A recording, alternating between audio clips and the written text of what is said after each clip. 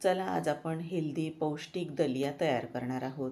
तुम्ही दलिया खिचडी म्हणून तर ऐकलेलंच असेल, पण आपण आज जो दलिया तयार करणार आहोत तो अगदी साधा सोपा, म्हणजे माझ्या घरी जी पद्धत मी रेसिपी तयार करण्यासाठी वापरते तीच पद्धत पाहणार आहोत.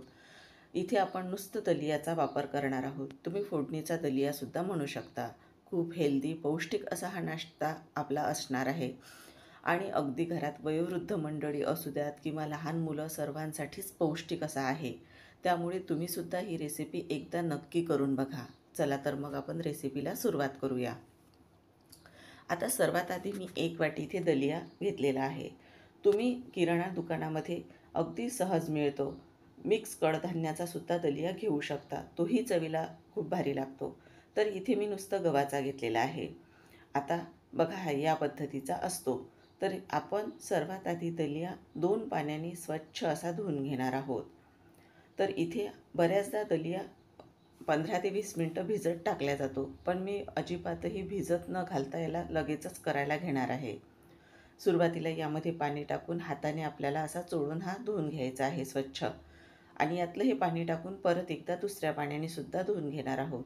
तसं यामध्ये अजिबातही काहीच कचरं वगैरे निघालेलं नाही. कारण इथे बघा, आपण 2 पाण्याने स्वच्छ यासाठी धुवून घेणार आहोत की याचं जे काही काळपट असं पाणी असेल ते पूर्ण निघून जाईल. आणि दुसऱ्या पाण्यानेही धुवून घेतलेला आहे स्वच्छ. आता हा दलिया करण्यासाठी अगदी तयार आहे. तर याला आपण आता शिजवून घेणार आहोत आधी. तर याला डायरेक्ट फोडणी न घालता आपण कुकरमध्ये शिजवून घेणार आहोत. तर यासाठी आता आपण कुकरमध्ये 1.5 वाटी एवढं पाणी टाकणार आहोत. 1 वाटी आपण दलिया घेतलेला होता, त्यासाठी 1.5 वाटी पाणी. आता सुरुवातीला 1 वाटी टाकलं आणि परत अर्धी वाटी. हे कसं लक्षात येण्यासाठी मी सांगत आहे. आणि आता आपल्याला यामध्ये जो धुवून घेतलेला दलिया आहे तो टाकून घ्यायचा आहे. तर इथे बघा, दलियामध्ये थोडंफार जे काही पाणी असेल ते दलिया लगेचच शोषून घेतो. आणि इथे 1.5 वाटी तुम्हाला पाणी सांगितलेलं आहे ते अगदी अचूक प्रमाण आहे. आता आपल्याला दलियाला छान चव लागावी यासाठी यामध्ये आपण ताक टाकणार आहोत. तर इथे 1 वाटी ताजं फ्रेश असं ताक घेतलेलं आहे. ताक नसेल तर दही घेतलं तर दही अर्धी वाटी घ्या. तर इथे आपण दही अर्धी वाटी तुम्ही टाकलं तरी चालेल. मग पाणी अर्धी वाटी वाढवायचं, म्हणजे 2 वाट्या पाणी आणि अर्ध वाटी दही. तर इथे आता तेल 1 चमचा टाकून घेतलेला आहे. आणि यामध्येच आपल्याला मीठसुद्धा टाकून घ्यायचं आहे. तर मीठसुद्धा मी यामध्ये टाकून घेतलेलं आहे. आता कुकरचं झाकण बंद करून आपल्याला 1 शिटी काढून घ्यायची आहे. एका शिट्टीमध्ये दलिया छान असा शिजला जातो. आता दलिया शिजतो तोपर्यंत आपण काही तयारी करूयात. तर इथे आपण एक मध्यम आकाराचा कांदा, टोमॅटो, काही मिरच्या घेतलेल्या आहेत त्या चिरून घेणार आहोत. तर इथे आपल्याला कांदा बारीक असा चिरून घ्यायचा आहे. आपण हा जो फोडणीचा दलिया करणार आहोत, तर यामध्ये तुम्ही काही पालेभाज्यासुद्धा वापरू शकता. म्हणजे पालक असेल, काही मेथी थोड्याफार प्रमाणात तीसुद्धा वापरली तरीही दलिया खूप भारी असा तयार होतो. तर इथे कांदा बारीक असा चिरून आपला झालेला आहे. आता टोमॅटो इथे 1 घेतलेला आहे मी मध्यम आकाराचं, पण यातलं आपण टोमॅटो अर्धच वापरणार आहोत. कारण आपण दलिया शिजताना यामध्ये ताक वापरलेलं आहे. तर ताक आणि टोमॅटोमुळे दलिया आंबट नको व्हायला म्हणून अर्धच टोमॅटो इथे आपण वापरणार आहोत. तर टोमॅटो चिरून झाल्यानंतर आपल्याला इथे मिरच्यासुद्धा चिरून घ्यायच्या आहेत. तर बघा, हा टोमॅटो मी बाजूला ठेवून घेणार आहे, म्हणजे दुसऱ्या कुठल्या भाजीमध्ये मला वापरता येतो. आता इथे मी 3 ते 4 हिरव्या मिरच्या घेतलेल्या आहेत. मिरची जर जास्त तिखट असेल तर 3 मिरच्या वापरल्या तरीही चालतील. तर इथे मी 3 ते 4च घेतलेल्या आहेत तिखट असल्यामुळे, आणि मिरच्याही चिरून घेतलेल्या आहेत. आता आपल्याला कोथिंबीरसुद्धा बारीक अशी चिरून घ्यायची आहे. कोथिंबीर यामध्ये फार जास्त अशी वापरायची नाही, थोड्याफार प्रमाणातच वापरली तरीही चालेल. यामध्ये आपण कढीपत्ता टाकणार आहोत आणि एक मध्यम आकाराचा जो बटाटा आहे तो बटाटासुद्धा मी असा साल काढून चिरून पाण्यामध्ये ठेवून घेतलेला आहे. तर इथे बघा, हे आपलं जी पूर्वतयारी आहे थोडीफार ती करून झालेली आहे. आणि आता कुकरसुद्धा थंड झालेला आहे. तर मी गॅस आधीच बंद केलेला होता. बघा, कुकर थंड झालेला आहे. तर याचं झाकण उघडून बघूयात दलिया कसा शिजलेला आहे. आणि जे बघा पाणी टाकलेलं होतं ते पाणी अगदी बरोबर असं झालेलं आहे. तर इथे आपण चमच्याने पूर्ण मिक्स करून घेणार आहोत. आणि वर जे पांढरं तुम्हाला दिसत असेल, आपण यामध्ये जे ताक टाकलेलं आहे त्यामुळे आहे. बघा, मिक्स केल्यामुळे सगळं एकसारखं असं हे तयार होतं. आणि हा दलिया तुम्हाला आता सुरुवातीला थोडा ओलसर वाटत असला तरीही जसं हा थंड होतो तसतसा हा सुटसुटीत मोकळा असं होतो. तर तुम्हाला जास्त असा मोकळा आवडत नसेल तर यामध्ये तुम्ही अर्धी ते 1 वाटी पाणी जास्त अजून वाढवू शकता. तर इथे आता आपण दलिया फोडणीला घालणार आहोत. तर इथे त्यासाठी सर्वात आधी कढईमध्ये तेल टाकून घेणार आहोत. तेलाऐवजी तुम्ही तुपाचाही वापर करू शकता. तर इथे 3 चमचे मी तेल टाकून घेतलेलं आहे आणि यामध्ये तेल गरम झाल्यावर पाव चमचा मोहरी घातली आणि ती फुटू दिलेली आहे. त्यानंतर अर्धा चमचा जिरे घातलेले आहेत, तेही छान असे फुलू दिलेले आहेत.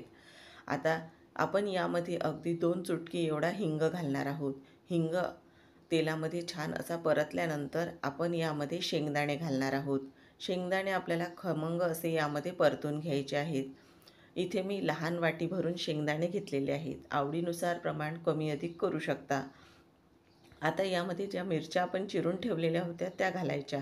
त्याही अशा मस्त तेलामध्ये परतून घ्यायच्या आणि 10 ते 12 कढीपत्त्याची पाने घेतलेली आहेत. तर असं आपण सर्व साहित्य तेलामध्ये खमंग परतायचं. त्यामुळे शेंगदाणे खमंग परतून झाल्यामुळे खायलासुद्धा दाताखाली आल्यानंतर छान लागतात. आता जो कांदा बारीक असा चिरून ठेवलेला होता तोही आपल्याला तेलामध्ये परतून घ्यायचा आहे. असं एक-एक करत आपण साहित्य टाकत आहोत कारण ते व्यवस्थित असं भाजलं जातं. शेंगदाणे जर तुम्ही आधी तळून नंतर शेवटी घातले तरीही चालतील. त्यामुळे ते आणखीन कुरकुरीत राहतात. तर इथे आपण यामध्ये अर्धा इंच आलं घेतलेलं आहे, तर ती खिसून यामध्ये घालणार आहोत. आता आलंही आपण यामध्ये घातलेलं आहे. आलं मात्र जरूर घाला यामध्ये. आता यामध्ये आपण एकदा परतून घेतल्यानंतर बटाटा घालणार आहोत आणि टोमॅटो सर्वात शेवटी आपल्याला घालायचा आहे. तर इथे बघा बटाटा जेव्हा मी घातला तेव्हा कॅमेरा बंद होता. पण इथे तुम्हाला मी दाखवत आहे की एक मध्यम आकाराचा बटाटा साल काढून बारीक असा चिरून घेतलेला होता तो घातलेला आहे. तर तो आता आपल्याला तेलामध्ये शिजवून घ्यायचा आहे. तर यावर झाकण ठेवून आपण 2 ते 3 मिनिटाची वाफ काढून घेणार आहोत. तर इथे आता बटाटा आपला शिजला आहे की नाही ते आपण चेक करून घेणार आहोत. तर इथे एकसारखं असं परतून घेतल्यानंतर चमच्याने बघा आपण इथे बटाटा शिजला आहे की नाही ते चेक करूयात. तर इथे बटाटा शिजला गेलेला आहे आपला. तर यामध्ये काही कोरडे मसाले आहेत ते एकदा आपण टाकून घेणार आहोत. तर यामध्ये आपण फार जास्त मसाल्याचा असा वापर करणार नाही आहोत. इथं आपण हळद घातलेली आहे अर्धा टीस्पून एवढी. त्यानंतर यामध्ये आपण पाव चमचा एवढा धना पावडर घातलेली आहे. पाव चमचा एवढाच गरम मसालासुद्धा घातलेला आहे. आणि यामध्ये आता आपण घालणार आहोत जो चिरून ठेवलेला टोमॅटो होता तो. आणि टोमॅटो फक्त आपल्याला हलकासा परतून घ्यायचा आहे, पण जास्त असा शिजवून तो घ्यायचा नाही. तर इथे बघा सर्व एकदा मिक्स मी करून घेतलेलं आहे. आणि आपण हिरव्या मिरच्या इथे टाकलेल्या असल्यामुळे लाल तिखट वापरलेलं नाही. आता यामध्ये बारीक चिरून घेतलेली थोडी कोथिंबीर घातलेली आहे. आणि आपल्याला जो दलिया आपण शिजवून ठेवलेला होता तो आता आपल्याला घालायचा आहे यामध्ये. तर इथे दलिया मी पूर्ण घालून घेतलेला आहे आणि सर्व टाकलेलं साहित्य मिक्स करून घ्यायचं आहे. दलिया शिजतानाच आपण मीठ घातलेलं होतं, त्यामुळे आता मीठ थोडं बेताने घाला. तर इथे मी मीठ दलिया शिजताना घातलेलं असल्यामुळे आता घालणार नाही आहे. तर बघा जसजसा हा थंड व्हायला लागतो तसतसा बघा हा मोकळा सुटसुटीत असा व्हायला सुरुवात होते. तर बघा हा दलिया आपला तयार झालेला आहे अगदी नाश्त्यासाठी.